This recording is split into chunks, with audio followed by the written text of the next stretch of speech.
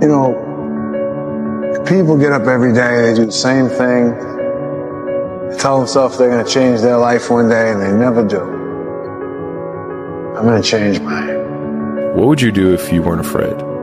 I love thinking about that when I'm thinking about big life decisions. Like, what would I do if I weren't afraid? And it's usually like the big one, the bigger thing that I really want to do, but I'm afraid to do it. It's like, that's what I should do. Like, what would I do if I weren't afraid? And what would I do if I knew I couldn't fail?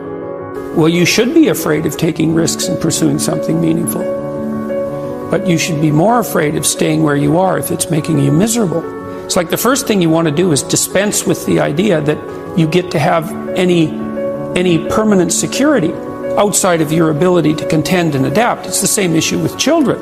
It's like you're paying a price by sitting there being miserable. And you might say, well, the devil I know is better than the one I don't. It's like, don't be so sure of that. The clock is ticking. Yeah, and if you're miserable in your job now and you change nothing, in 5 years you'll be much more miserable and you'll be a lot older. If you play it safe, you're going to exist. You only get to live when you take risk. Ain't no living in safety. You can't be the man if you don't jump. You can't be top dog unless you fight the other dog. Ain't nobody finna give you the championship. You don't win the title without coming to the fight. You don't win the fight without training. Following your dreams is a lonely, solitary, scary, dangerous pursuit. You can't wait for somebody to think you can do it. And you got to be willing to risk everything to become that seed of what you believe is in there. You got to be fearless. You got to be relentless. Risk used to drive me right up the wall. I used to say, what if this happens? It's called the language of the poor. What if this happens? And on top of that, if this was to happen, look at the fix I'd be in. I better not try. Then I'll tell you what changed my whole life when I finally discovered it's all risky. The minute you were born, it got risky. If you think trying is risky, wait till they hand you the bill for not trying. If you think investing is risky, wait till you get the tab for not investing. See, it's all risky. Getting married is risky. Having children is risky. Going into business is risky. Investing your money is risky. It's all risky. I'll tell you how risky life is. You're not going to get out alive. You need to put yourself in uncomfortable situations and uncomfortable scenarios, okay? If you do easy things, you will have a hard life. If you do hard things, you will have an easy life. Let me say it again. If you do easy things, you will have a hard life. If you do hard things, you will have an easy life. As a man, you have to understand that we as men, we do better in environments where we are uncomfortable, okay? You put pressure on a rock, it turns into a diamond. You gotta let go of that stuff from the past because it just doesn't matter. The only thing that matters is what you choose to be now. The comfort zone is dangerous. When you're comfortable, you are at most danger. The comfort zone is somewhere you should never feel comfortable. You should be happy and dissatisfied. Anybody ever tell you, hey, look, you know what? Just be satisfied with what you got. Don't believe them. Get them away from you. You should never be satisfied with what you got. Because the attempt to get more makes you into something better. Don't let anybody tell you, hey man, you should just be happy with, no! Nobody knows but you. You can't get advice on what you should do with your life, right? Nobody knows what you are. Like even sometimes you don't really even know what you are. You got to take your shot. As much as you want people to agree and you want the people around you to be supporting your dreams and all, it's not going to be like that all the time. You got to do it alone. And people will help you, and when you get the ball rolling, people will jump on. But if you don't believe, nobody else is going to believe. But one of the things that really motivates me, or one of my most powerful motivational frames, is thinking about the person that I want to become as the destination. And thinking like, I want to be bulletproof. I want to be bulletproof in these ways. I want to be bulletproof in my marriage. I want to be bulletproof in my business, etc. And I think about that man, whoever I want him to be. Like we said, hell is when you look at who you could have been and realize that you're not that person. And then I think, if I were to make that man what would I put that man through to make him who he is? Like, it wouldn't be easy times. It wouldn't be quick wins. It wouldn't even be easy wins. It would be the toil and the struggle of achieving and reaching for things that are right out of grasp, that are right above my threshold, and continuing to do that to like lift the weight, to build the muscle, to break it down and do it over and over again, because like that's what creates the character traits that are the man that I want to be. And so when I'm going through those like really harder times, I like to think of like looking in my mental mirror of like, I'm making you. I'm not there yet, but I'm making you. See, look, one thing I want you to promise me is that no matter how long it takes, keep going. No matter how much it hurts, keep going. So you was placed on this earth for a reason. You weren't meant to be average. You were meant to excel. You gotta understand that this grind is meant to make you who you're supposed to be, a dog. A little grind ain't never hurt nobody. Stop being soft. Let's embrace it. If you go through that fire, you're gonna come out real cold. That's what we want. So I wanted to project myself forward to age 80 and say, okay, now I'm looking back on my life. I want to have minimized the number of regrets I have. And you know, I knew that when I was 80, I was not going to regret having tried this. I was not going to regret having wanted, trying to participate in this thing called the internet that I thought was going to be a really big deal. I knew that if I failed, I wouldn't regret that. But I knew the one thing I might regret is not ever having tried. And I knew that that would haunt me every day. When I thought about it that way, it was an incredibly easy decision. When you get older, you think about things. My estimate historically, 80% of the time it ends up in the can like Johnny Sack.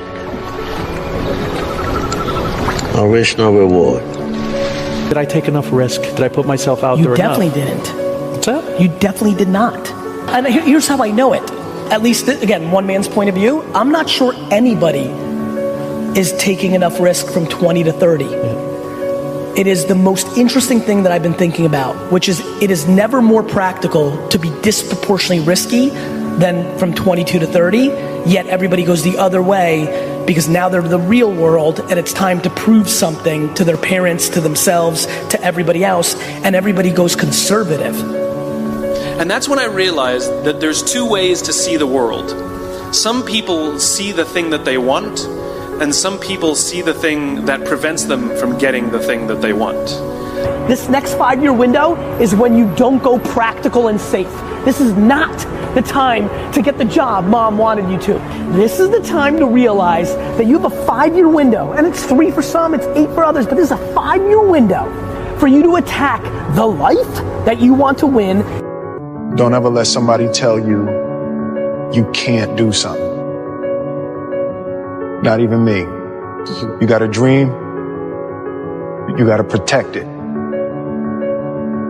People can't do something themselves. They want to tell you you can't do it. You want something, go get it. Period. This is why I'm a big believer in this, is that when you are starting out, I think you got to find the thing that's the pain. And like, pain motivates significantly faster and stronger than pleasure does. Like, people are like, no, passion's the right way. It's like, point a gun at a family member, all of a sudden, 10 out of 10 motivation. Pain. And so like, I think people should use their pain more. It wouldn't kill you to try.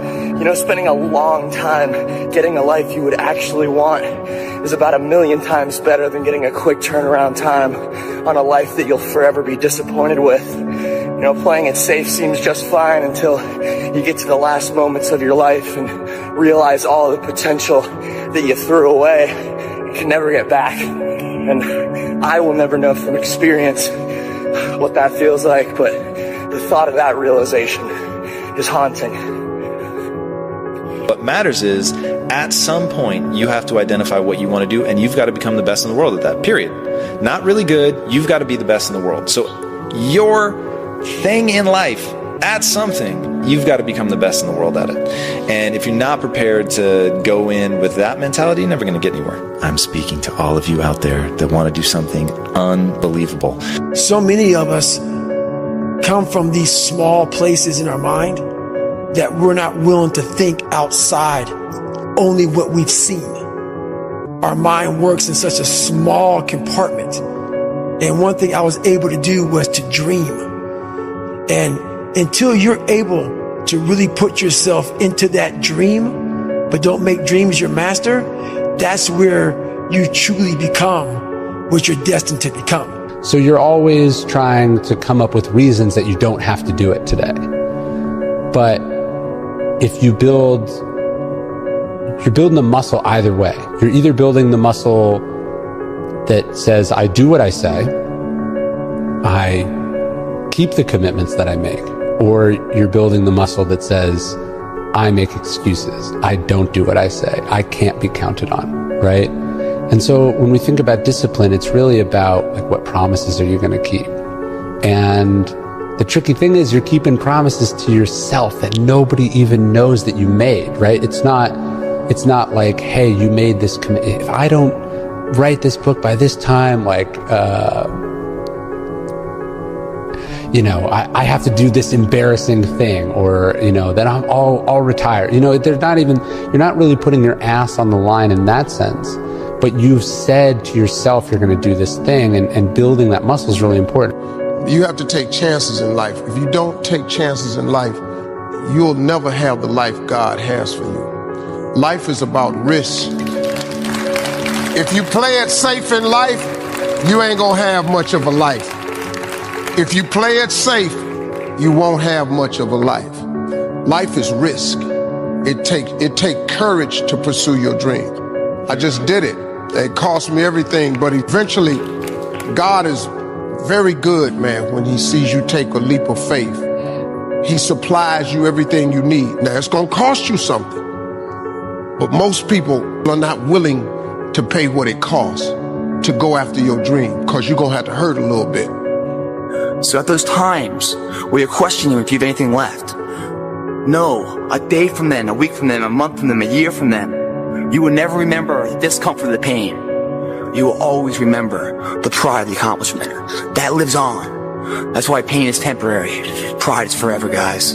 You give it your all, you get it all. Tenfold. What do you think all success starts with? Well, the fast answer is mindset. Going back to the only belief that matters, you said it. It's the way you act is ultimately all that matters, and the way you act follows what you allow yourself to believe. Or maybe a better way to say it is what you choose to believe. Mm-hmm. So if you choose to believe that your energy and efforts will result in more skill set, then you will actually put energy and effort into getting that, which means you actually will get the skill set.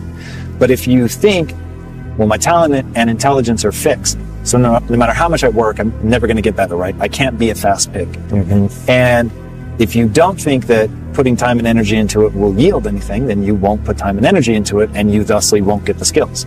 So, and if you don't have the skills, then you can't do the things other people can do, and so people just get stuck because they don't have the only belief that matters. So they don't put the time and energy. And so that's like where everything starts is, are you putting the time and energy into getting better, yes or no? Everyone thinks you're crazy until it works. And so, I mean, if you think of the outcome as the trump card, then all of the pain and suffering that you lead up to that point, if you're just, think of an appropriate saying, I was going to say balls deep certain, that no matter what, you will die or you will get there, then the likelihood that all of the things that you've done up to that point will then be justified in retrospect is super high. And I actually see that as super compelling, as a thing to latch onto in harder times. Seconds ago, pain, it's almost like excruciating. Seconds later, it like flows out of you like you just pull the plug on your sink and all the water, all the pressure just goes. It is a greater feeling than what the pain was. I mean, the pain you felt doing that, man, is overridden with pride. And when you pull that plug and all the water goes out and all the pain leaves, because what's left there after all the water leaves is more capable of you. More capable. So don't let the pain rob you of your potential, guys. Don't let what you can't do in the moment interfere with what you know you can do. Meaning, don't let the pain can rob you of your belief of what you can be. Because your body hears everything your mind says. And anytime you have any kind of discourse, or you can be subject to the discomforts of the situation, your body remembers that, and your body's just a message. about the purity right here. This delivers whatever this says. If you start thinking you can't do it, and that pain's like, it feels, I can't do pain. You think that body's gonna tell your brain, the boss of the world, hey man, we can do it? Bullshit. It's like a little bitch your body is. It's just like, okay, we're done then. Your body hears everything your mind says. Don't even give it a chance to think that kind of shit. My father could have been a great comedian, but he didn't believe that that was possible for him. And so he made a conservative choice. Instead, he got a safe job as an accountant. And when I was 12 years old, he was let go from that safe job. And our family had to do whatever we could to survive. I learned many great lessons from my father, not the least of which was that you can fail at what you don't want. So you might as well take a chance on doing what you love. The reason I'm gonna get what I want out of life is because, unlike most, I'm willing to have nothing in the moment. Of course, it feels worlds better to have something right now, but unfortunately what most people really want is not what's available right now. Those people with the best relationships, the best health, the best careers, it's because they were completely unwilling to settle for anything less than that. And you might think I'm overly optimistic because most people don't get those great outcomes, but I'm not most people, and you don't have to be either. Most of us, we live in a box, and we don't want to go outside that box at all, ever. Outside that box is all these possibilities of life. What we do is we shackle our mind. We are a prisoner in our own mind that this is all I can do. This is all I'm good at. What people understand is that they live for themselves, not knowing that you have the power within yourself to change millions of lives by facing life, by facing yourself. What if it's a mistake? It's a mistake. Rest assured. What do you know? You're going to stumble around, right? And what's going to happen is this. You're going to move, you're going to not stay in stasis. You're not going to wander around in circles. And I see people like that. They said, well, I never knew what to do, and now I'm 40. It's like, that's not so good. That's not so good. And you might say, well, and there is a literature too that suggests that people are a lot more unhappy when they look back on their lives about the things they didn't do than they are about the mistakes they made while they were doing things. We are training kids and people to be soft in a world that continuously gets harder. And it doesn't correlate. Like that guy talking about the tear gas with the SEALs. Is that necessary? I don't know. But what is necessary is you have to build a person that can withstand the pressures of whatever they're going to be dealing with in life. And we don't do that.